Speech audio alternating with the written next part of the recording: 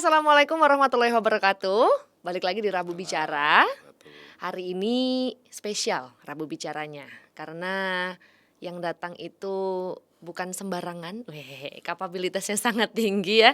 Kedatangan tamu nggak dari jauh juga sih sebenarnya. Tapi kali ini Rabu Bicara bareng sama Moza, ditemenin juga sama Bapak Dr. Agus Sudrajat SOS MA. Halo Bapak, Halo, selamat pagi, siang, sore, gimana nih selamat Pak enaknya? pagi. Selamat pagi. Sehat Bapak hari ini? Alhamdulillah sehat, apalagi temani Moza Wah, nih. gitu ya Pak. Ini beliau adalah Deputi Bidang Kajian dan Inovasi Manajemen ASN dari Lembaga Administrasi Negara. Hari ini kita bakal ngobrol tentang ASN Merdeka Belajar yang mana ini melalui LMS ASN Unggul. Betul Bapak ya? Betul. Salah satu program di LAN ya Bapak ya? Ya, Sebelum kita mungkin jauh ya ngobrolnya nih, ASN Merdeka Belajar nih apa sih Pak sebetulnya? jadi Siapa tahu saya ada yang belum ngerti gitu kan Pak, ada yang belum oke, paham gitu. oke. Mhm. Jadi saya cerita dulu nih, Iya ya betul. sejarahnya kenapa ada ASN Merdeka Belajar, Mhm. gitu ya. Jadi kita itu birokrasi itu selalu mendapat stigma yang tidak baik, Mmm. ya, atau stigma buruk lah dari masyarakat gitu ya. Yang katanya eh, korupsi lah, Mmm. nepotisme ya, kemudian kolusi, dan yang paling gak enak itu adalah tidak profesional Mhm. gitu ya.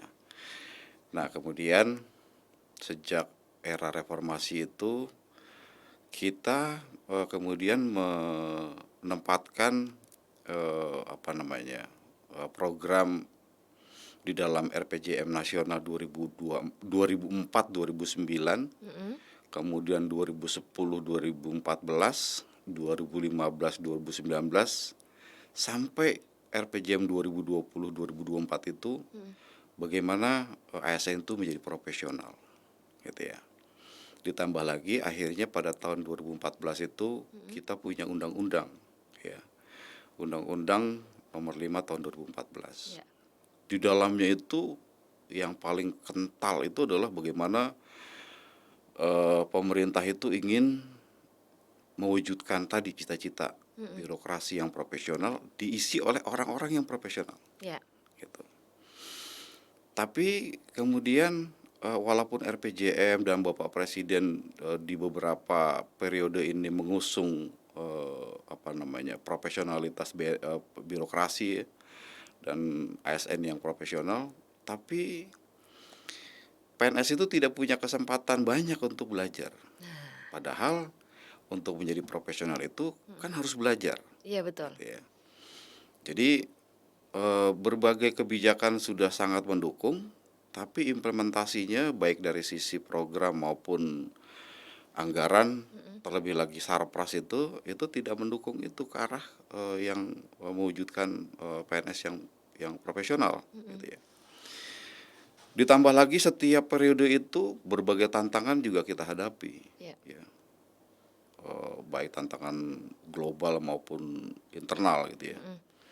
Pelayanan publik yang berkualitas itu tidak bisa berkualitas kalau tidak didukung oleh PNS yang profesional, Iya gitu betul ya. Pak. Nah, akhirnya kita LAN itu kemudian merubah cara mengembangkan kompetensi, Mhm. ya. Kita mengusung namanya ASN Merdeka Belajar. Itu merupakan instrumen bagaimana ASN itu kemudian punya ekosistem belajar, Mhm. ya, yang inklusif supaya ASN itu bisa belajar eh, secara merdeka gitu. Jadi merdeka itu akhirnya kita ingin kalau ini pakai APBN ya kemudian dilakukan secara klasikal Iya. gitu ya. Mhm. Ini tidak akan APBN tidak akan mampu untuk membiayai PNS atau ASN untuk bisa belajar dan kemudian menjadi profesional. Mhm.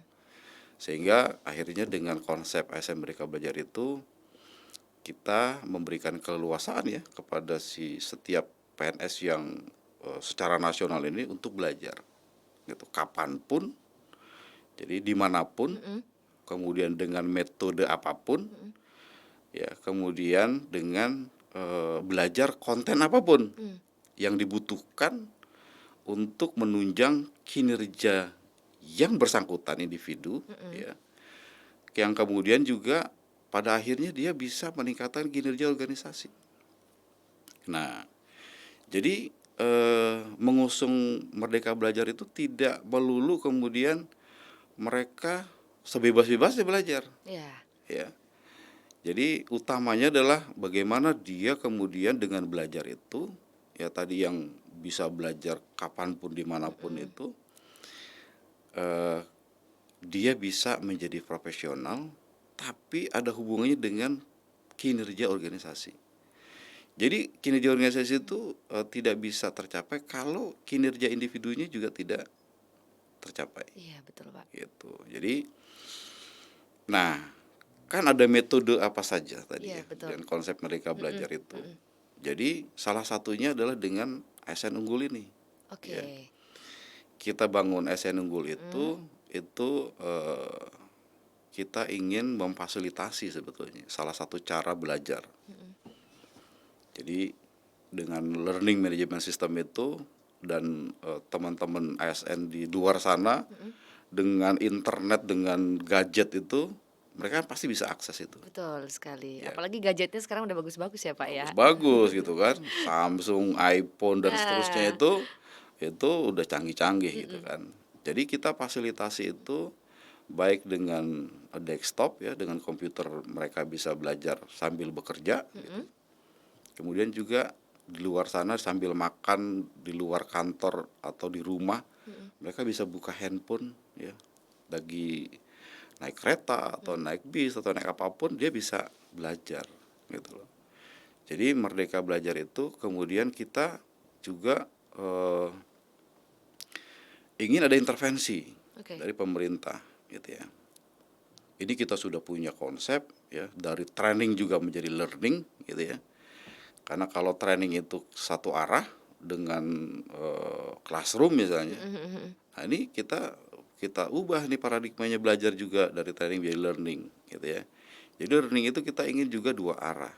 Si yang diajar dan yang mengajar itu ada interaksi, gitu ya. Jadi bobotnya pun juga sekarang learning itu tidak seperti training. Ya, kalau training dulu kita sok di dalam kelas baca buku Ya, sekian betul Pak. bab gitu kan, Heeh. satu arah, dan sekarang itu kita hanya beberapa saat saja gitu, kemudian mereka bisa mempraktekkannya di tempat kerjanya. Utamanya adalah bagaimana setiap individu itu punya kontribusi terhadap kinerja Nah, organisasinya. itu dia. Utamanya Gitu. adalah punya kontribusi ya, Pak ya, untuk Betul, kinerja organisasi, tapi betul, tidak melulu tentang paradigma training harus pelatihan gitu, karena bisa di betul, mana aja dan kapan aja. Kebetulan betul. kemarin di podcast Rabu Bicara yang episode kemarin kita juga sudah membahas Pak soal bagaimana paradigma itu harus dibahas dari training menjadi learning. Ya. Nah, ini Pak, terus kalau misalkan untuk di ASN Unggul sendiri itu, Mm, apakah ada integrasi nih Pak? Apalagi kita punya ketentuan yang 20 JP per ya, tahun. Nah, itu gimana Pak? ya. Jadi mulai tahun ini ya, begitu saya bikin ini dulu konsep ASN Unggul dulu nih. Oke Ya, Pak, ASN siap. Unggul ini adalah Mm-mm. kita ibaratkan seperti mall. Mm-mm. Jadi kalau Moza masuk ke dalam ASN Unggul itu seolah-olah Moza itu masuk ke dalam sebuah mall. Ya. Dengan membuka pintu mall itu, Moza bisa belanja apa saja di dalam mall. Oke. Ya, kan di mall itu banyak Ya, toko-toko, banyak toko-toko tuh Pak. Ada toko yang kan, jual baju, ada yang jual sepatu, makanan, sepatu. makanan gitu kan. Nah, di dalam ASN Unggul kita buat seperti itu. Jadi nanti ada tokonya BNN, ada tokonya Oke. Bappenas, ada tokonya KKP, ada BPKP dan seterusnya, gitu ya. Jadi ketika seorang ASN itu mau masuk ke dalam ASN Unggul itu, dia bisa pilih. Kira-kira toko mana ya yang cocok supaya saya bisa menjadi profesional. Kemudian cocok untuk saya bisa meningkatkan kinerja organisasi pada akhirnya. Gitu kan. Oh, dia tinggal pilih. Nah, begitu mereka masuk milih ya, sudah masuk belajar gitu ya. Kemudian begitu dia klik itu argonya sudah jalan. Oke. Akan menghitung JP. Ya. Berapa lama dia belajar?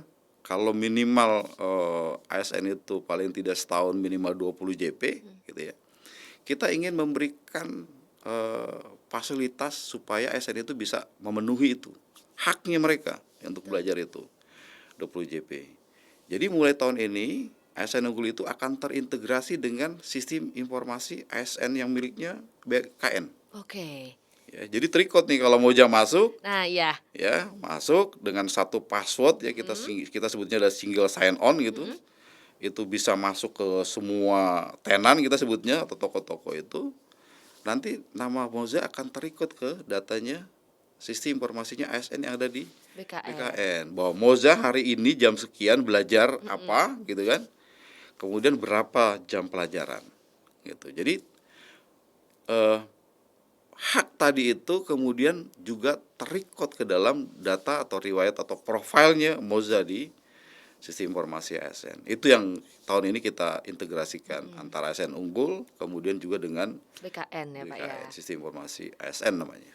Nah, kalau ASN Unggul ini kan LMS ya Pak ya, Ya. Learning Management System gitu. Ya. Kita bisa belajar di mana aja, kapan aja gitu. Itu kan berbentuk website ya Pak ya. Ya. Nah, itu kita semua bisa akses atau gimana Pak caranya untuk setiap ASN? Ya. Nanti tinggal seperti normalnya kita mendaftar ke suatu situs gitu ya dengan sign up ya, kemudian begitu masuk pakai NIP-nya saja gitu. Itu kita sudah tahu, oh NIP ini punyanya Moza nih. Kerjanya di BNN gitu ya. Nah, itu sudah tuh. Jadi kita dengan NIP jadi dua. Oke. NIP sama NIK gitu ya. Nah, ini kan nomor identik nih. Ya, langsung akan keluar tuh namanya Moza. Kemudian hanya mengisi alamat email saja. Nah, kenapa ada alamat email? Itu pentingnya adalah untuk nanti Moza akan dapat password. Oh iya betul. Gitu. Karena dengan password itu Moza masuk ke pintunya LMS itu, Moza bisa belanja apa saja, bisa belajar apa saja di dalam toko-toko yang tadi. Gitu. Nah, yang perlu kita maintain adalah bagaimana toko-toko tadi itu ya kemudian selalu bisa mengupdate mata kuliahnya atau mata pelajaran yang ada di dalam tenannya tadi ya, selalu update, ada kebijakan baru diupdate, ada teori baru diupdate, ada solusi baru itu diupdate. Nah, itu yang sekarang kita sedang maintain itu, dan LAN memfasilitasi apabila ada tenan-tenan yang butuh bimbingan teknis, bagaimana membuat kontennya itu Di dalamnya ya Pak di ya. dalamnya itu ya, supaya informasi yang tadinya sudah tidak relevan lagi dengan kekinian itu bisa selalu diupdate gitu ya. Oh, ternyata ada kebijakan baru nih yang merubah muatan atau konten tadi gitu. Nah, itu kita rubah. Cara merubahnya kita ajarin dari LAN, kita punya tim yang kemudian memberikan bimbingan teknis supaya konten-kontennya itu bisa Selalu update gitu ya Pak. Selalu mengikuti perkembangan Selalu zaman mengikuti gitu. perkembangan zaman. Nah, tapi kalau untuk kontennya sendiri nih Pak, apakah dia melulu isinya hanya soal katakanlah birokrasi gitu di pemerintahan atau ada hal lainnya juga Pak di dalamnya? Ya, utamanya kan memang kita ingin memfasilitasi supaya tadi ketika individu itu profesional, tentunya harus punya kontribusi terhadap kinerja organisasi. Tapi dia bisa saja misalnya Moza ini kerjanya di BNN gitu. Ya. Moza ingin tahu cara budidaya ikan misalnya. Ya. Moza boleh masuk ke dalam kontennya atau tenannya tokonya KKP gitu loh. Itu pun terekam gitu loh. Jadi akan bisa juga tahu, oh cara budidaya ikan lele itu caranya seperti apa gitu ya. Nah, bisa. Atau misalnya Moza pengen tahu tentang bagaimana tentang audit kinerja misalnya. Ya. Oh, di sana ada tenannya BPKP nih gitu kan. Moza bisa masuk ke sana, buka, pelajari. Moza akhirnya punya knowledge tentang audit. Misalnya. Walaupun itu tidak langsung berhubungan dengan kinerja organisasi, tapi paling tidak punya knowledge juga tentang audit gitu. Jadi ketika di audit itu Moza tuh punya knowledge tentang, oh ada rambu-rambunya ya kalau di cara di audit itu gitu kan. Nah, seperti itu gitu. Jadi bisa ya, misalnya nih saya kepengen tahu soal yang ada di lembaga administrasi negara atau saya pengen tahu deh budidaya ikan gitu ya tadi yang dicontohkan Bapak, bisa saya belajar di sana. Bisa. Tapi yang paling utamanya yang harus dilakukan ASN adalah yang menunjang kinerja organisasi. Ya, Gitu ya Pak ya. jangan sampai kita tidak profesional untuk menunjukkan kerjanya, tapi belajar tentang menjahit Nah, misalnya. ya. Nah, itu Jadi nggak nggak boleh, nyambung nggak ya Pak ya. nyambung. Jadi utamanya adalah bagaimana individu itu jadi Mm-mm. profesional sehingga dia bisa berkontribusi terhadap kinerja organisasi. Itu yang kita dahulukan, gitu loh. Itu konsepnya ASN Merdeka Belajar ya Asal Pak mereka ya. belajar. Betul. Nah, tapi Pak, ini kita kalau kembali ke ASN Merdeka Belajar. Sebenarnya nih Pak, manfaat yang paling besar dari ASN Merdeka Belajar itu apa aja sih Pak? Ya, manfaat paling besar adalah kita sebetulnya tadi kalau kita usung yang klasikal, Mm-mm. gitu ya. eh, Anggaran untuk melaksanakan apa namanya, pelatihan-pelatihan secara klasikal itu nggak murah. Hmm. Coba misalnya di sini PPSDM Ya. misalnya. PPSDM ini misalnya mau melatih pegawai-pegawai BNN yang tersebar di seluruh Indonesia. Mm-mm. Dari perjalanan dinas sudah mahal, Ya betul. biaya nginap sudah mahal, Mm-mm. biaya makan konsumsi mahal, gitu kan. Nah, sehingga dengan LMS itu kita berharap mereka dari mana? Dari Kupang misalnya, Mm-mm. ya. Mereka nggak harus datang ke sini, gitu ya. Tapi ada saatnya dia perlu datang klasikal ketika misalnya kita butuh interaksi langsung, ya. Ada diskusi yang membutuhkan body language, kita pengen tahu orang itu karakternya seperti apa Mm-mm. misalnya. Itu perlu untuk klasikal juga gitu loh. Tapi memang tidak melulu kemudian klasikal, kita ingin seperti kita sebutnya sekarang blended lah, ya, Blended learning. learning gitu kan. Ada daring, ada luring Luring. gitu kan. Nah, tinggal kita berapa porsi besarnya luring, berapa porsi besarnya daring. Nah, itu tergantung dari kebutuhan setiap individu atau kebutuhan dari eh, learning journey atau tujuan dari pengembangan kompetensi itu apa sih, gitu loh. Kita ingin dapat apa sih gitu kan. Kalau kita juga ingin mendapatkan tadi interaksi supaya kita bisa tahu orang ini punya karakter yang seperti apa gitu. Nah, mungkin butuh klasikal gitu kan. Atau misalnya oh latsar misalnya nih kan. Latsar ini saya merasa bahwa klasikal juga penting karena kita pengen membangun karakternya dia nih. Yang tadinya dia baru lulus S1 kemudian Iya, masuk jadi betul. PNS. Heeh. Kan kita pengen tahu Ya. kira-kira terbentuk nggak budaya birokrasi mereka, Mm-mm. gitu kan. Nah, itu perlu sentuhan-sentuhan yang secara langsung harus kita lihat juga dan kita bentuk secara fisik, gitu. Tapi Gitu. di blended sekarang ya Pak dengan LMS seperti Nah, itu kan ya kita Pak. blended dengan tadi LMS itu. Tapi kan ASN Merdeka Belajar bukan hanya lewat LMS. Ya. Ya, Bisa lewat mana aja tuh Pak? ASN misalnya Merdeka gini, Belajar. coaching mentoring juga Coaching itu mentoring. cara dia bisa bertanya. Bertanya itu sesuatu yang dia tidak tahu kemudian kepada orang yang lebih tahu, Mm-mm. itu kan juga belajar, Iya betul. gitu ya. Atau dengan magang misalnya. Mm-mm. Ya, kita fasilitasi mereka magang. Misalnya gini, eh Moza Mm-mm. bekerja di Biro Keuangan misalnya, Misal. Mm-mm. ya. Kemudian supaya lebih eh, profesional, ya, mengelola laporan keuangan misalnya, Moza bisa kita magangkan di misalnya di Kementerian Keuangan misalnya. Mm. Atau di kementerian lembaga yang memang pengelolaan keuangannya sudah baik, Mm. gitu. Jadi kita magangkan di sana berapa lama nih? Apakah seminggu, 2 minggu, apakah sebulan, gitu kan. Balik ke BNN-nya ketika menjadi staf lagi di Biro Keuangan, Moza sudah tahu apa yang dilakukan di sana, di sini diperbaiki misalnya. Gitu. Jadi dengan magang itu kemudian akhirnya kita di sana praktek, kita praktekkan di tempat kerja kita. Iya betul. Supaya tadi kinerja organisasi unit kerja kita Meningkat terus gitu ya Pak. meningkat. Nah tapi kan kemarin saya sempat baca nih Pak kalau nggak salah. LAN itu punya pilot project magang tuh Pak yang di Hmm. Papua. Nah itu kemarin sudah berjalan. Gimana tuh Pak? Ya, jadi sebetulnya ada mandat dari eh, Impres ya, Mm-mm. yang meminta kepada Menpan, ya, kepada kementerian lembaga termasuk LAN bagaimana meningkatkan kompetensi ASN di Papua. kalau kita tidak lakukan dengan magang, ini butuh waktu, gitu ya. Padahal misalnya Pak Gubernur pada saat itu minta kepada kita LAN itu bagaimana supaya ASN di Papua ini utamanya adalah ada 4 hal. Mm-mm.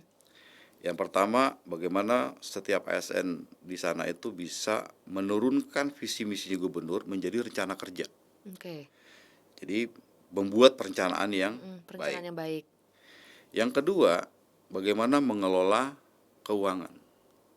Ya. Jadi dia belajar tentang manajemen keuangan. Yang ketiga, supaya pengadaan barang jasanya akuntabel, gitu kan, berjalan dengan baik, dia harus juga belajar tentang proses pengadaan jasa. Yang terakhir adalah akuntabilitas. Oke. Ya. Jadi kemarin ada 4 substansi yang ingin dicapai oleh Pak Gubernur pada saat itu. Akhirnya kita kirim ASN Papua itu ke Bappenas, Ke Bappenas. kemudian ke Menteri Keuangan Oke. untuk belajar pengelolaan keuangan. Kita kirim ke LKPP untuk belajar pengelolaan barang jasa, dan kita kirim ke BPKP untuk belajar akuntabilitas. Gitu. Kita kasih mereka materi secara teori hanya sekitar 5 hari, gitu ya. Setelah itu kita kirim ke kementerian lembaga dan Pemda-Pemda yang memang dia punya reputasi yang baik terhadap 4 substansi tadi. Oke. Gitu. Misalnya kita kirim ke Jawa Barat misalnya. Oke. Ya, Jawa Barat tuh perencanaannya bagus. Ya. Ya. Kita kirim ke Banyuwangi karena di sana pengelolaan barang jasanya bagus. Kita kirim ke Jawa Tengah misalnya karena pengelolaan keuangannya bagus. Jadi kita sebar semua 52 orang itu kita kirim ke semua pemerintah daerah yang memang punya reputasi baik terhadap 4 substansi itu. Nah, ini pilot project ya. Kenapa hanya cuma 52 orang itu yang kemudian menyusut menjadi 42 ya. Karena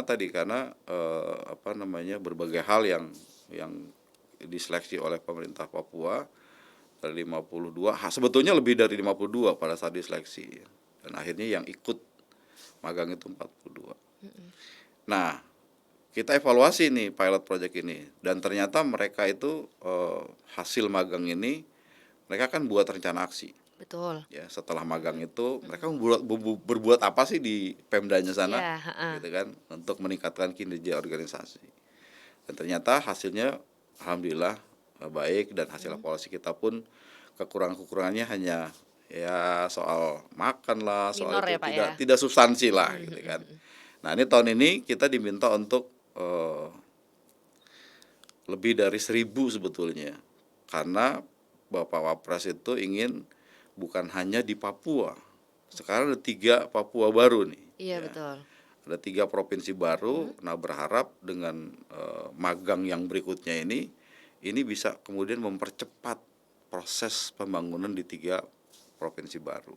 Gitu. Jadi magang ini ternyata punya efek yang baik gitu ya, untuk kemudian ini dilanjutkan di tahun 2023 sampai 2026. Sampai 2026. Nah, gitu. Jadi ini kita sekarang ada proses seleksi di sana, ya.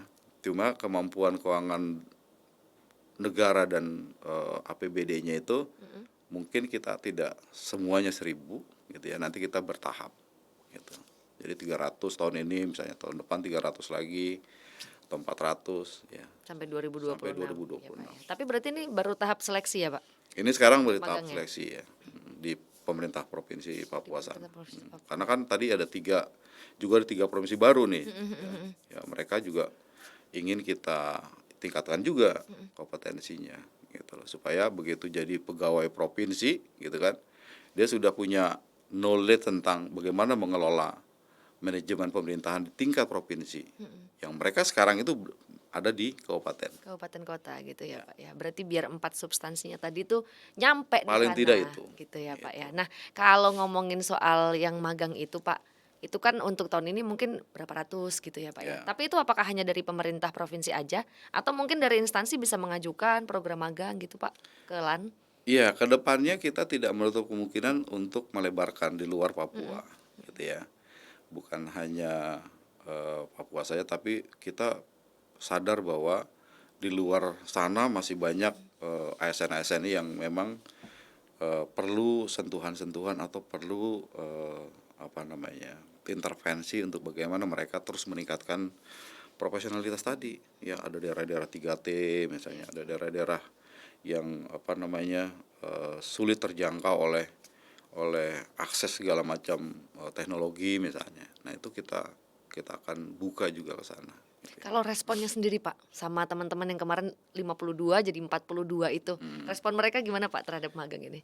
Wah, mereka setiap hari itu malah TikTokan Oh gitu ya. TikTokan, bikin konten ya Pak Bikin ya? konten. Jadi setiap habis belajar Heeh. itu kemudian dia posting apa yang dilakukan di Oh iya media iya iya. sosial gitu. Jadi diskusi dengan Pak Wapres misalnya, Mhm diskusi mhm. dengan pejabat di daerah itu Mhm. mereka senang sekali gitu. Bahkan justru akhirnya dengan TikTokan itu Mhm. mereka kan dilihat juga oleh teman-teman Mhm. mereka yang di Yang Papua di sana Papua, mhm. gitu kan, dan ternyata itu animo untuk mereka yang belum kebagian ini Jadi mau jadi mau ikut gitu ikut ya Pak. gitu. Wah seru juga tuh Pak. Mungkin BNN bisa kali Pak magang Pak. Tapi ini Bisa. ngomong soal, ASN Merdeka Belajar, soal tadi belajar nggak cuman tentang pelatihan aja gitu, Ya, tapi bisa melalui LMS, bisa coaching, bisa mentoring, ya. bisa magang. Ini sebenarnya kalau garis besarnya tuh apakah nyambung dengan ASN Korpu Pak? Ya, jadi memang gini, ketika kita punya Mhm konsep ASN Merdeka Belajar ini, mhm ya kita harus ada intervensi. mhm Pertama memang harus kita tadi kalau individu itu harus berhubungan dengan kinerja, mhm, gitu kan, tentu konsep ASN Korpu masuk di sana, ya, gitu. Jadi kita sebutnya adalah bagaimana mereorganisasi ini, ya. Jadi Menpan itu bagaimana menempatkan para ahli-ahli gitu ya, mhm apakah itu dari perguruan tinggi, apakah dari praktisi, mhm ya, apakah dari dalam atau luar negeri itu menjadi expert untuk mengajari setiap individual itu, gitu ya. Jadi bisa mengisi konten-konten itu juga gitu ya di dalam LMS, mhm, atau bahkan menjadi coaching atau mentoring, mmm, gitu ya. Jadi pembelajaran terintegrasi itu memang tujuan utama, ya. SN Korpu tadi itu menjadi bagian yang terpenting ya untuk tadi SN Merdeka Belajar. Kemudian yang kedua juga mhm, adalah bagaimana merealokasi anggaran, ya. Karena ketika belajar itu ada yang memang gratis, tapi ada yang harus berbayar. Kalau iya, kita butuh para expert itu, mereka nah, membuat konten kan mhm, mereka tidak mau juga gratis. iya betul. Sehingga kita nyebutnya adalah learning wallet. Learning wallet, Learning wallet itu kita ingin setiap individu, mhm ya, saya, Moza, Pak Sindu atau siapapun mhm itu punya anggaran, ya. Setiap orang itu punya hak untuk belajar, sehingga setiap orang pun harus punya budget, dianggarkan untuk Agus belajar apa, kapan gitu. Moza mau belajar apa, ada yang gratis, ada yang berbayar, gitu loh. Kemudian juga harus ada LAN itu kemudian harus kita sebutnya adalah remanage gitu ya. mhm Remanage itu bagaimana supaya eh, konten-konten, kemudian kebijakan-kebijakan, cara belajarnya gitu ya. Kemudian tadi tuh kalau kita mau belajar itu walaupun merdeka belajar tidak semerdeka-merdekanya gitu ya. Kita harus membuat juga rencana pengembangan kompetensi dari setiap individu. mhm, Jadi kita sebutnya adalah kalau sama Pak Cindy itu kita sering bilangnya adalah Human Capital Development Plan. oke, Jadi human, rencana pengembangannya itu, mhm ya, baik dari sisi kebutuhan besarnya organisasi, kemudian diturunkan ke setiap individunya atau unit kerjanya itu, ya, sehingga ketika dari level unit yang paling tinggi gitu, mhm dari misalnya dari BNN besarnya apa nih, mhm turun ke level deputi, turun ke level biro, turun ke level bagian. mhm, Nah, ini harus berintegrasi nih, ya. Pembelajarannya harus saling mengkait gitu loh. Supaya ini tidak berdiri sendiri. Semua harus tetap bagaimana IQ-nya BNN itu kemudian juga tercapai dari si Dari bawah yang paling bawah sampai ke atas gitu sampai ya. ke atas gitu loh. Jadi cascadingnya jelas gitu loh. Nah itu yang kita bilang adalah SN Corpu tuh maunya begitu kita gitu loh. Nah kemudian kita juga ingin, nah kita sebutnya adalah reaccess ya atau openness ya. Reconnect sorry. Jadi kita ingin resources yang ada di kementerian lembaga tadi, lembaga-lembaga diklat tadi ya termasuk BNN itu masuk gabung di dalam SN Unggul itu karena mereka yang punya konten nih, yang punya ahli-ahli di sektoralnya. Iya betul. Ya ada BPS, ada BNN, ada KKP tadi, ada pertanian gitu kan. Nah ini kita harus membuat apa namanya, menjaring mereka jadi networking, jadi bagian dari tenan tadi. Jadi konsepnya adalah gotong royong kita sebutnya. Jadi konten-konten itu walaupun SN Unggul punyanya LAN, tapi LAN tidak bisa mengisi kontennya BNN. Yang bisa ngisi konten BNN atau tokonya BNN adalah orang BNN sendiri. Karena ahli di situ Kan ya, ahli Pak. di situ. Ya, ketika juga tokonya BPS nggak bisa BNN LAN kan, harus orang BPS juga yang mengisi konten itu. Nah itu kita sebutnya adalah apa namanya, konsep gotong royong tadi gitu. Saya kira gitu, kira-kira jadi supaya tadi ketika kita punya konsep ASN Merdeka Belajar, tapi ada hal-hal yang harus kita perbaiki ya dari Iya, sisi betul. tadi alokasi anggaran, dari sisi kebijakannya, tentu ASN Korpu menjadi core-nya gitu kan, ditambah itu tadi kita menggandeng semua kementerian lembaga yang sebagai expert tadi, mereka jadi bagian dari pengisi konten tadi. Tapi kemarin saya sempat buka Instagramnya LAN, ada sayembara gitu Pak kayak kalau nggak salah sayembara bahasanya agak tua ya Ya, Pak jadi untuk mengisi konten itu Pak. betul. Jadi setiap tahun itu kita mengundang para ASN di luar sana, gitu ya, untuk mengisi konten ya yang ada di dalam tenannya LAN, Oke. gitu. Jadi kita buka seluas-luasnya, kita undang semua ASN itu. Bahkan ada seorang guru SMP, Guru ya, SMP. di satu kabupaten di Jawa Tengah itu yang kemudian masuk 10 besar. 10 besar Pak. Iya, Itu dari bentuk ratusan. kontennya apa tuh Pak? Jadi dia buat konten yang memang bagaimana mengedukasi muridnya, Oke. gitu loh, dengan cara yang memang unik dan eh, dengan kualitas suara, gambar yang baik ya, Oh dari gitu. satu kabupaten loh ya. Kan harusnya itu yang punya akses, punya teknologi yang lebih baik harusnya bisa terpancing ke supaya membuat konten-konten yang lebih baik gitu loh kan. Nah itu tahun ini pun kita, jadi udah tahun ketiga nih. Ini udah tahun ketiga. Tahun ketiga ini 2020, 2021 dan 2000. sekarang 2022 kita 2023 kita juga akan membuka sayembara tadi atau Sayembara ya lagi. untuk mengisi konten. Jadi ada ratusan konten yang kita seleksi dari para expert yang memang apa namanya, bukan orang LAN loh ya yang menseleksi itu. Jadi berbagai pakar-pakar komunikasi, storyteller dan seterusnya itu yang menseleksi mereka, kemudian 10 besarnya itu kita kasih hadiah. Itu semua ASN bisa ikut Pak Boleh. untuk ngisi konten itu. Semua ASN kita kasih kesempatan. Kita sebar semua surat ke semua BKD gitu ya, untuk mengajak semua ASN secara individual maupun kelompok untuk membuat konten. Nah, Sobat Smart Gitu. kalau misalkan nanti ya di tahun ini ya Pak ya. Nah, tahun ini Tahun ini bisa coba untuk gimana bikin konten mengisi di LMS ASN Unggul Ya, gitu ya Pak. Karena nanti siapa tahu punya bakat ya Pak untuk ngisi konten. betul. Bakat terpendam yang kita nggak tahu selama ini ternyata bisa loh orang ini gitu Bisa, kan Pak. yakin saya bisa, apalagi sekarang teknologinya sudah bagus-bagus Nah iya gitu kan. betul, gadgetnya sudah bagus, internetnya Iya, sudah jalan bagus gitu ya Pak ya. Jadi betul. harusnya dibuat lebih kreatif Jangan lagi gitu. tiktokan individu aja gitu kan, harus juga membuat konten-konten pembelajaran yang ya yang baik-baik lah gitu ya. TikToknya jangan cuma ditonton tapi dibuat. Nah, Nah, gitu. kalau dari semuanya ini Pak, kita sebagai seorang ASN nih Pak, gimana sih cara mewujudkan ASN yang fokus on adaptive learning gitu? Kita juga sebagai individu itu harus bisa berkembang. Gimana sih Pak menciptakan diri untuk bisa selalu agile kalau bahasanya sekarang Ya. gitu ya Pak, untuk learning banyak hal gitu. Jadi kita bisa mendukung kinerja organisasi gitu Pak. Ya. Jadi itu sebetulnya salah satu tantangan buat kita. Karena kita LAN itu ingin membuat atau memberikan fasilitas kepada semua ASN belajar gitu ya. tapi kemudian bagaimana kita mengengage mereka, bagaimana kita memotivasi setiap individual itu untuk belajar, gitu ya. Nah, jadi 360 derajat ini artinya hubungan antar atasan, bawahan, kawan sejawat itu, gitu ya, itu memang harus dibangun, ya, supaya mereka punya kesadaran yang tinggi bagaimana tadi meningkatkan kinerja organisasi.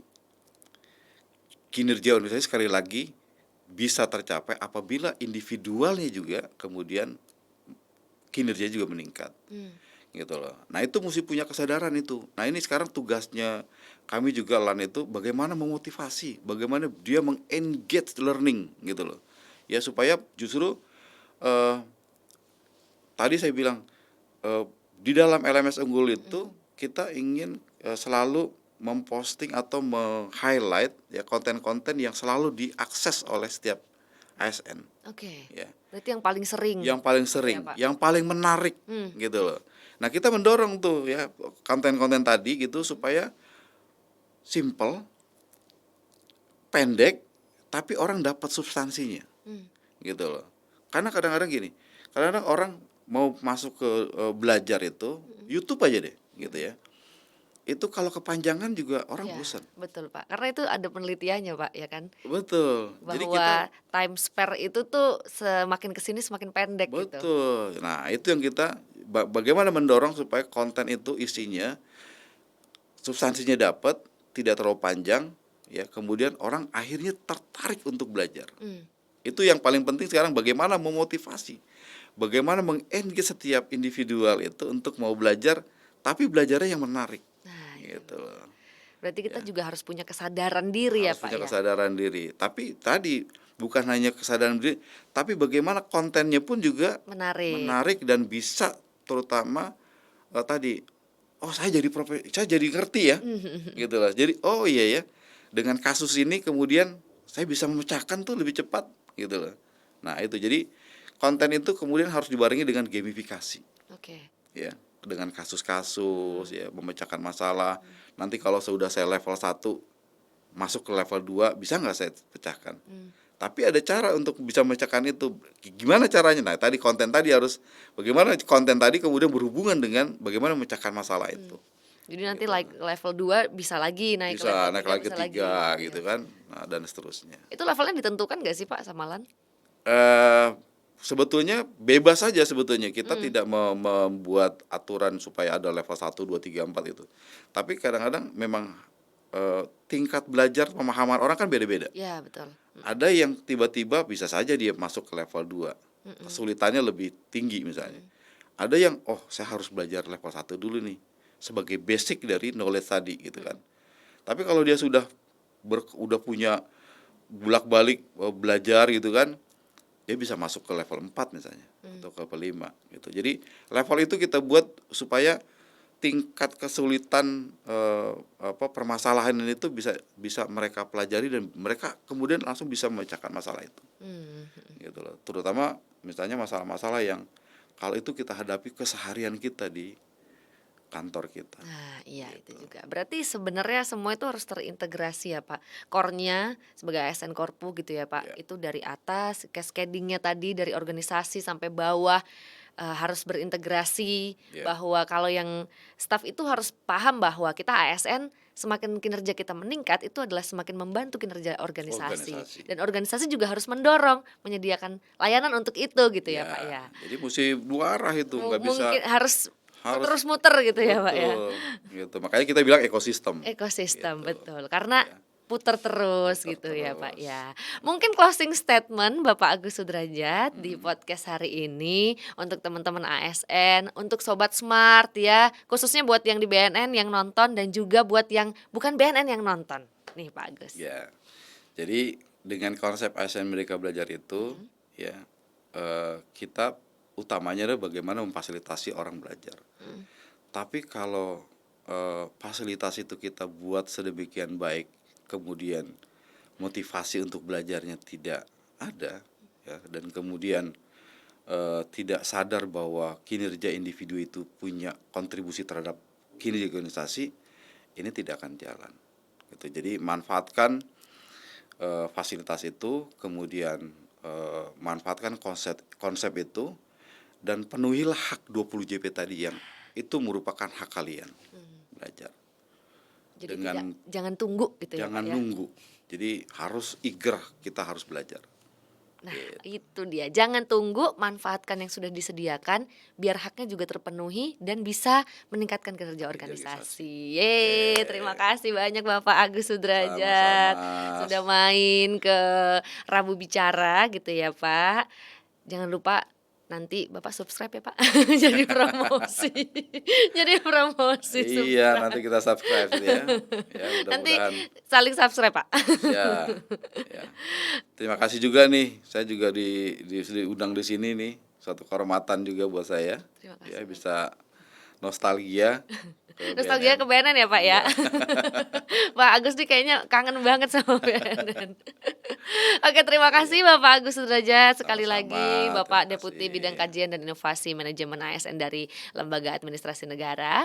Oke, Sobat Smart, jangan lupa di-subscribe ya dan juga di-like videonya di YouTube channel PPSDM BNN RI. Kita akan tayang di setiap hari Rabu di Rabu Bicara pastinya. Wassalamualaikum warahmatullahi wabarakatuh. Bye. Bye.